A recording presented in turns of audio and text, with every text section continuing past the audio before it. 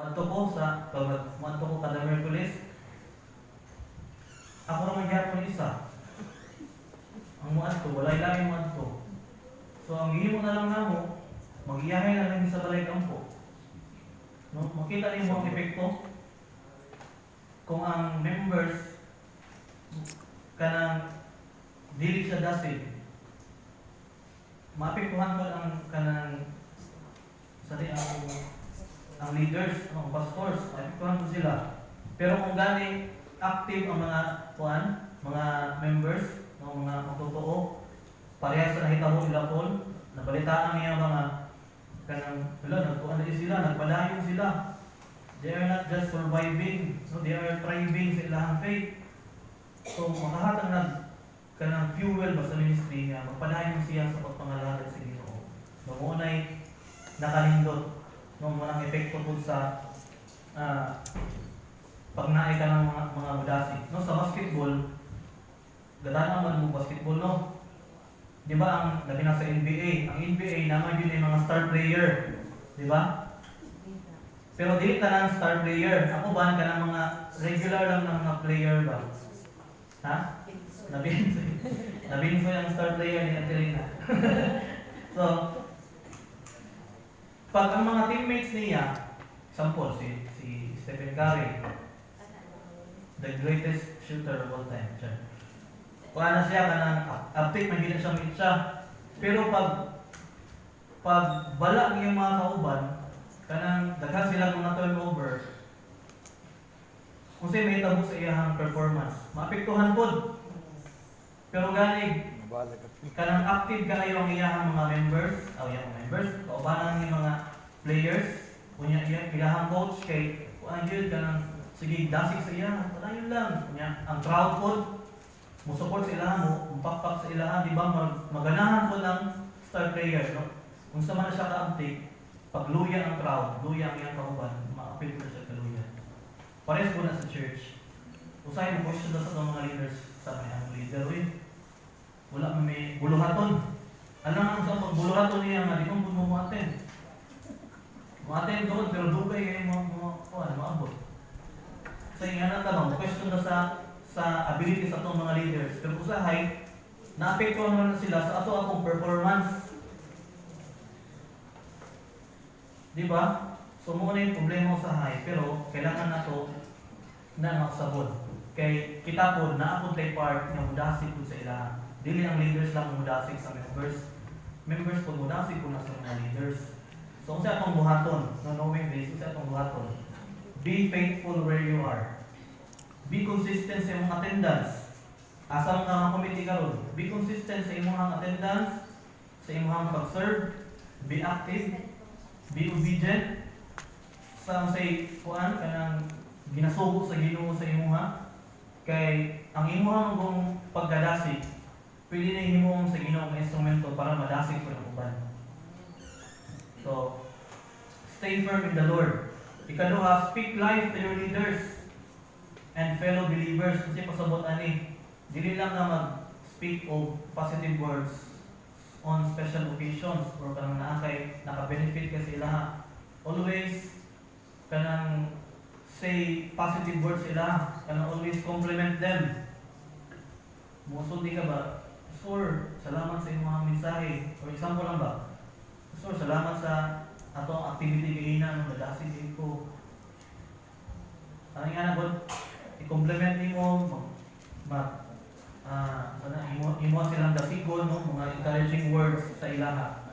Always nato na buhaton kay kanang po, matatabang na sa mga leaders nga kuan paghihapon kanang magmapugihon, maningkamot sa pag-alagad sa Ginoo. Kay wala pa yung sweldo ng mga leaders, di ba?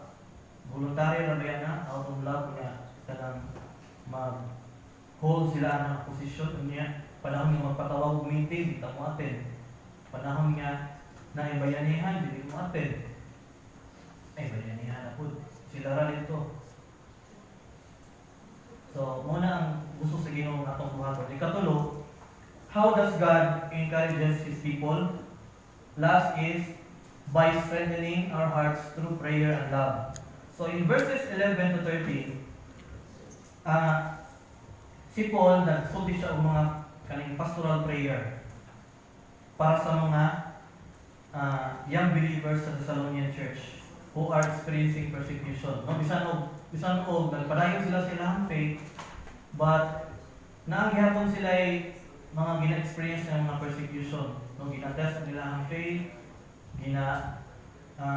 atake sila sa kaaway, kay nasuya sila kay sa naman ibalhin naman mo kang Jesus Christ. Ano ba? Si Jesus Christ naman yung gituohan ng Bisaya. So, gina-question nila ang ilang faith. So, si Paul rin, nag-pray siya og tulo ka butang. Una, nag-pray siya for direction. Maklaro ba? Pero dito, dili ano? Pero ang una, nag-pray niya kay direction. Nag-pray siya nga, so that God would bring him back to them. Na magkahigayon ba nga, Lord, punta na, makabalik ko sa Thessalonian believers para makabisita ko, makapangusta ko sa ilaha. Yung usahay, una na ko dapat ang prayer. Lord, tagay ko opportunity nga makontak na ko si sister o si brother nga, madasig na ko siya. So pray for direction. Then pray for love, that their love will increase and overflow. So nag-pray siya anak nga, punta na, mas mo, mudako pa ang ilahang gugma. Dili magpabilin niya stagnant ang ilahang love. Dapat mo increase pa ang ilahang gugma, mo overflow. And nagpray po siya for spiritual strength, that their hearts would be established blameless in holiness while waiting sa pag-abot o pagbalik sa Ginoong Jesucristo. Kaya isa man po na sa mga issues sa Thessalonian believers, nabalaka sila nga ang pagbalik sa Ginoong Jesucristo basin og dili maapil ug dala mo ba nila ng mga kaigsunan nga mga namatay na. No? Dahil na po na siya ng topic, pero muna yung sa ilang problema. So, nakasabot si Paul dili usa kay budante nga buta nga ang encouragement dili lang siya sa mga tao. Dili lang ang tao ang gamiton, but it comes from God's kanang guidance gikan sa Ginoo nga mo'y mulig-on sa atong mga kasing-kasing. Ang trabaho bina sa Ginoo ang pag-encourage atong hinumduman nga trabaho bina sa Ginoo. No, ikaduha na lang ang gamiton. Muna kailangan ta moduol sa iya with a prayer. No, before ta mo encourage, siguro na anak uban diri na siguro sila yun na una na ay kay tao ako ni bisitahan or akong ikontak. So before ka mubuhat ana, first pray sa Ginoo, Lord. Tabangin ko sa akong isulti, tagay ko og guidance unsa insaktong opportunity nga makaduol ko sa iya. No, mga kita guidance permit sa Ginoo. So usahay ang problema ko nato ani nga time, we are very busy sa atong adlaw-adlaw nga mga trabaho, adlaw-adlaw mga buhaton. But daghan sa mga Kristohanon are weak inside. Kasi pasabot na wala, nag-attend ang mga services, nag-attend ta ang mga activities, nag-serve ta sa mga ministry, but our prayer life is shallow. Wala tayo prayer life. No, may problema na ito usahay. Ganahan kayo na mo encourage, pero usahay wala tayo prayer life. Wala ka nag-pray una. Manang usahay mo, failure man akong pag-encourage, wala man siya ka ng response. Ano man, wala man tao na ni damot sa Ginoo through prayer. So ako din sila sana sa itong sa Ginoo, Lord, tabangin ko nga madasig na ako akong mga kaisuunan. Gamit ako Ginoo, or basin ako ang basigunon, Lord. Tagay ko ka ng humbleness, Lord, niya. Mudawat ko sa ilang ng pagdasig. Kung mag-pray din ka una, muna yung problema ko sa hay karon. No, ang Thessalonian believers, na sila yung mga, siguro mga problema po sa pamilya. Siguro ang parent or ang anak nila mo na-convert niya, ang parent wala pa na-convert. Kung ako pinang problema sa Jewish culture, pwede ka ng palayason. So, dahil yung mga kuha niya, siguro ang anak na-convert o niya, undaman na niya niyang support. So, naay financial na po struggle nila. Ang government, ang Roman government, i-persecute sila by increasing their tax. Christian na mo ha, sige, among patasan ninyo ang tax. So, naay mga financial struggles nila, mga ministry conflicts, but unlike Paul, si Paul, una yun siya nga nidamog sa Ginoo through prayer. Okay? Without prayer, dili ta guided by the Holy Spirit. Dili ta, kanang wala kay strength bitaw. Labi na, wala kay wisdom sa mga pagsulti nato kasi atong approach. Muna nga, daghan nga mga Christians ang weak. Sa heart weak, tungkol kay atong prayer is weak. Mura ba ka ng tanong, no? Ang tanong, wala na siya ni itubo tungkol kay itanong nimo sa usa ka tambok na yuta, but it grows because imo siyang giatiman, no? Imo siyang gilipyuhan, imo ang taga-fertilizer, imo siyang tubigan. No, ang believers po, no, sama sa mga believers, wala lang ta nag-grow every time ta makadumog og wallet, but nag-grow ta first yun because we are covered in prayer and surrounded by love. No, una, love sa Ginoo and love sa mga tao sa tuwa. Sometimes you may look fine sa outside, pero wala ta kabalo nga sa inside ay wala na, grabe na ang luya, grabe na niwang imong spiritual life. So, imo na anak ba ka? Imo na anak ba imong sitwasyon karon? Kuha na ba ka? Karang spiritually drained na ba ka? No, kaya na yung mga tao may mga anak dito nga, mura man siya okay kay tanawon. Mura man gulay problema ng mga tao.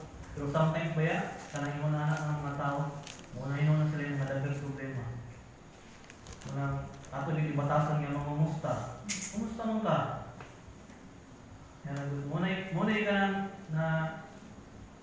ka nahimo na mo ng environment sa seminary. Murag random lang ba? I-tap ka sa iyong teacher. Kumusta man ka? Kira mo sir, di ba? Kumusta ka?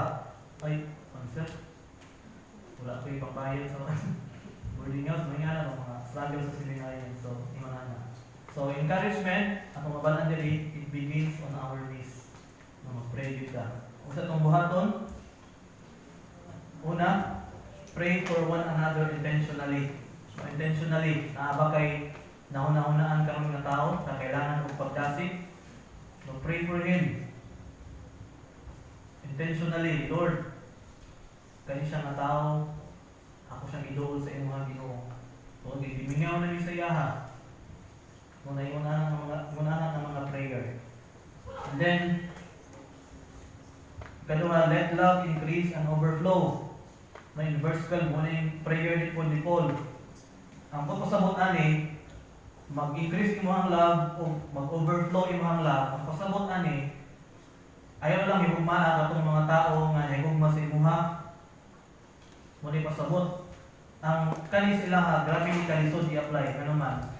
Ang pasabot ni Paul ani, higugmaa pati katong mga nag-persecute sa imuha.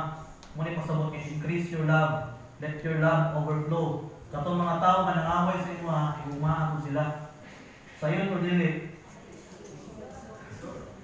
Uy. Nya sa ilaha ba kay nabay mga pamilya nilang ipampatay, ipampriso tungod kinahimong Kristohanon. Nya bakit ani mo magpatay sa imo? Mo ni ako higugmaon. Diba? Muna grabe din siya kabukat, let love increase and overflow. Pero mo man yung suko sa Ginoo, mo man yung gusto sa Ginoo. Lisod gid siya. Ako personally, lisod siya mga ba? What if patyon imong pamilya? Nya suko ang Ginoo sa imo, sa ngyawi na higugmaan ang tao para magpatay sa pamilya. Grabe lang na bugma. Pero mo nang gusto sa Ginoo. So, ang gusto sa Ginoo mahitabo na sa ato sa church nga mahimong church nga tigdasig. Church nga tigpadala o mga magdadasig. No, a loving church is a healing church. Ato nang timan ang permanently. So sa ato ang sa katapusan, atong tan-awan ang ato ang mga kinabuhi. Atong tan-awan katong kaugalingon. Kung atong susiyon ato ang mga kasing-kasing karon. Ligon ba ta sa mga pagtuo? Makaingon ba kasi imong sitwasyon karon nga ligon kasi imong pagtuo? Nabay mga pagsulay nga maabot sa imong makaingon ka, Lord, ligon ko sa imong pagtuo. Dili ko basta-basta matawag kay ligon ang pagtuo. Ingon nana ba ka? Or basin naana ka sa point nga luya na imong spiritual life. Basin naana ka sa point nga gamay na lang nga discouragement mundang na ako pangalagan sa Ginoo. Daba kasi mo na ang sitwasyon. Naaba ka sa kakapoy karon nga time sa imong life, kakapoy, kasakit, o naa kay mga kalibog sa imong mga desisyon sa kinabuhi. No sama sa mga taga Tesalonica, no nakita na ako din mga pagsulay. Mga bukat niya mga pagsulay. Pero gusto sa Ginoo nga ako i-examine from hearts karon. No, kung ikaw ikapoy na, nabog na kasi ang pagpangalagan, kung iyong allow others to encourage you. Pray for the Lord. Lord, dasigal mo ko Lord be. Lord, nakabalo ka sa sitwasyon sa akong heart karon, naluya ko sa akong pagpangalagan. Lord, dasigal ko. Kaya gusto na ako nga mahimo kong active sa imong pagpangalagan sa imo. So, pwede ka mag-pray ana. Naaway mga tao na kailangan nimo dasigon. Dasigan sila. Kung muning gusto sa Ginoo, i-chat sila, i-message, bisitahan kung mahimo. I-invite nga mag-snack sa gawas. Pwede ta magkape sa gawas. Pwede ta mag-snack sa gawas. Mangumusta ra ko sa imong no, pwede kayo na siya. Okay, kanang ang mga butang, dako gyud ang kahimuan para sa ministry. Pwede ka gamiton sa Ginoo nga mahimo kang Timothy. So, ayaw mo lang ta kung sa imong ikaw sa imong life, kung luya ka sa imong life spiritually, ayaw mo lang ta nga mahugno ang imong spiritual life. No, balik sa Ginoo karon. Naba kay emptiness sa imong heart, balik sa Ginoo. Maybe this sermon is an encouragement sa imuha nga mahimo kang dasig sa Ginoo. Maybe ako mo i-Timothy ninyo karon. Siguro kamoy mong Timothy ani after ani nga wali. Padala ka sa uban. So unsa may mong buhaton? Let us pray. Father God, we thank you sa imong message karon dito. Nga nagahatag ka ng pagdasig, Lord. Nga naay mga panahon Ginoo nga kami magkinahanglan mi nga dasigon, Lord. Napay mga panahon Ginoo nga kami may mudasig sa uban. Ang rason ni Ginoo para mulikpon sa among pagtuo. Tabangin mi Lord kung sa imong kabuhat sa amoa after this sermon.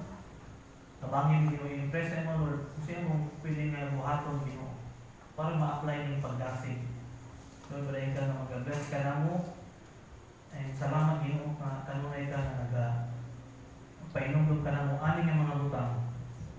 So okay, kailangan mi mo grow sa among faith kada adlaw. We increase among love kada adlaw Ginoo for your glory. Hangtod nga sa pagbalik nimo Ginoo